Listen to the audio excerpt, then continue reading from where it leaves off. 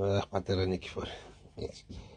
Να κάνω ένα βιντεάκι και με το κινητό να πείτε εσείς σε όλο τον κόσμο, στο Ορθόδοξο, που σας αγαπάει πάρα πολύ. Υπάρχουν πολλοί κόσμο που σας αγαπάει και ρωτάει για σας.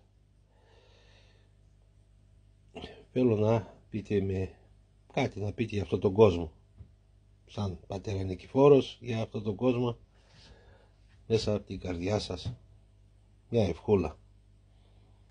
Να είναι κοντά στο Χριστό, να έχουν σχέση με την Καινή Διαθήκη του Τρεμπέλα και με καμία απολύτως άλλη, η ζωή τους να είναι πνευματική και να αγαπάνε τον Χριστό και την Παναγία, και περισσότερο από όλους την Παναγία μας, γιατί η Παναγία μας την αγαπάει, η Αγία Τριάς αγαπάει την Παναγία μας, γιατί η Παναγία μας είναι αιτία που ένωσε τον ουρανό και τη γη.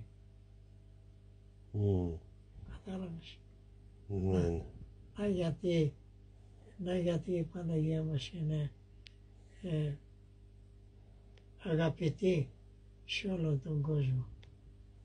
Κατάλαβες? Αυτή να είναι η αλήθεια.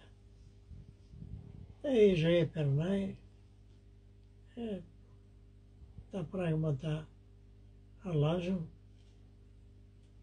οι άνθρωποι άλλοι είναι καλοί, άλλοι είναι κακοί, ο καθένας έχει τον τρόπο του. Τι να κάνουμε.